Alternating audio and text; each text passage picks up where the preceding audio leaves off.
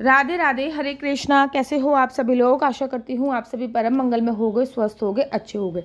देखिए 6 जून को है बट सावित्री का व्रत, 6 ही जून को है पितृ अमावस्या और 6 ही जून को है शनि जयंती। 6 जून बहुत इंपॉर्टेंट है। आप सभी माताएं बहनें कहीं बट सावित्री के व्रत में भूल मत जाना कि शनि जयंती भी इसी दिन होती है और अमावस्या जो कि बहुत बड़ी अमावस्या है ये भी इसी दिन है।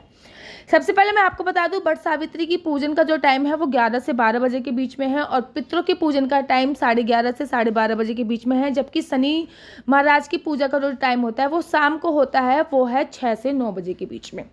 अब मैं आपको बताती हूँ, मतलब 8:30 बजे तो विश्राम कर ही देना। तो बट सावित्री पे तो मैं ऑलरेडी बहुत सारी वीडियो बना चुकी हूँ। आज मैं आपको बताऊंगी कि शनि जयंती पर शनि देव की पूजा अर्चना वंदना आपको कैसे करनी है।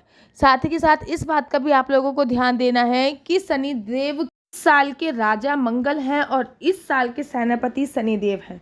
तो शनि देव की आप पे कुदृष्टि ना पड़े, इसके लिए मैं आपको शनि देव की पूजा अर्चना वंदना बता रही हूँ।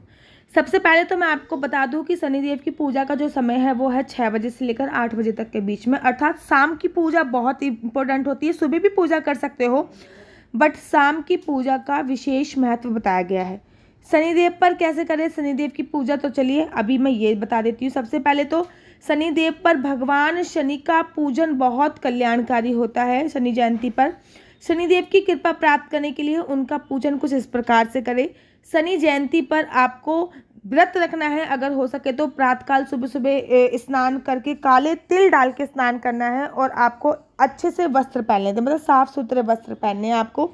हो याद रखिए, चौकी पर आप काले रंग का वस्त्र बिछाइए, एक चौकी बना लीजिए, उस पर काले रंग का वस्त्र बिछाइए, उस पर शनिदेव की प्रतिमा या चित्र स्थापित कीजिए। अगर शनिदेव की प्रतिमा या चित्र आपके पास नहीं है तो फिर आप सुपारी पर काले रंग के तिल से, मतलब सुपारी ले लीजिए और काले रंग का तिल उस पर समर्पित करके शनिदेव का आगमन उस पर कर सकते हैं। इसके बाद शनिदेव के वो जो सुपारी है या फिर कोई प्रतिमा या चित्र है उसके सामने आपको तेल का दीपक जलाना है। वो भी ध्यान रखिए इस बात का, तेल का दीपक जो आप जला रहे हैं वो सरसों के तेल का होना चाहिए। आप शनिदेव की प्रतिमा को पंचामृत से या फिर पंचामृत से स्नान कराइए।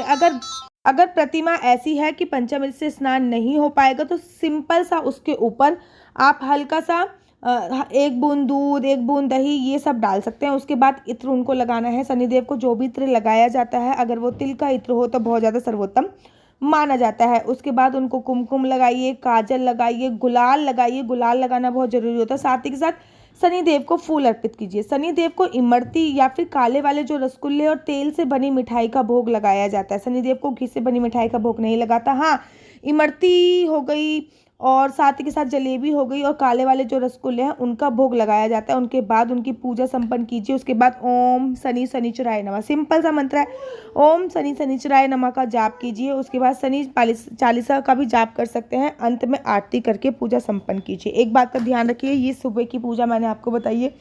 अब शाम की पूजा का इसमें विशेष महत्व होता है। तो शाम की जो पूजा का समय है वो 6 से 9 बजे तक के बीच में है। आप 8 साढ़े 8 बजे तक संपन्न कर दीजिएगा पूजा। इस बात का ध्यान रखिए, शाम की पूजा अगर आप मंदिर में जाके कर रहे हो तो बहुत ज़्यादा शुभ माना जाता है। शाम की पूजा कोशिश कीजिए कि आप मंदिर में जाके करें और मंदिर में जो शनि भगवान जी की प्रतिमा है उस पर अपराजिता के फूल आपको चढ़ाने हैं। अपराजिता के फूल ही शनिदेव पे चढ़ाए जाते हैं। साथ ही के साथ आपको तिल जो है, तिल शनिदेव पे समर्पित करने हैं। उनको काले रसगुल्ले समर्पित करने हैं, इमरती समर्पित करनी है।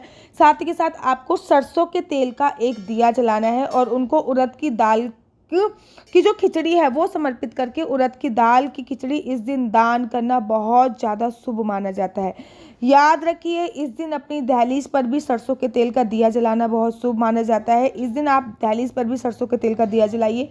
पीपल में काले तिल, नीले रंग के फूल के साथ साथ ये सुबह चढ़ा सकते हैं। उड़द की दाल की खिचड़ी पक्षियों को भी आप सुबह डाल सकते हैं। इस बात का ध्यान रखना है कि शनिदेव की कुदृष्टि आप पर ना पड़े, इसलिए आपको काले वाले जो भी लेबर क्लास लोग होते हैं ना, जैसे कि जो झाड़ी मजदूरी करते हैं, उनको दान देना। उनको आप पैसे दान दे सकते हैं, उनको आप तेल के पराठे बना के दान दे सकते हैं, उनको आप उड़द की खिचड़ी बना के दान दे सकते हैं, उनको आप चाय पिला सकते हैं। जितनी भी लेबर क्लास लोग हैं उनको मतलब उनको दान देने से शनिदेव की कुदृष्टि आप पर नहीं पड़ती है। एक बात का विशेष ध्यान रखिए, अगर आप लोग अपनी कुंडली मुझसे दिखवाना चाहते हैं तो मेरा व्हाट्सएप नंबर है 4 बार 9 20 25। आप अपनी कुंडली मुझे इस नंबर पे भेज सकते हैं। केवल आपको अपनी डेट ऑफ बर्थ भेजनी है। ये फ्री ऑफ कॉस्ट नहीं है। इसमें मैं आप लोगों को कंप्लीटली जानकारी दूंगी कि आपकी कुंडली में ग्रह योग मतलब राजयोग है या नहीं है, कौन से ग्रह आपके सही चल रहे हैं, कौन से नहीं सही चल रहे हैं, आपको जॉब करनी है या फिर आपके बिजनेस है। अगर बिजनेस करना है तो किस फील्ड में जा सकते हैं, जॉब करनी है तो किस फील्ड में जा सकते हैं, बच्चों का करियर आगे क्या होने वाला है,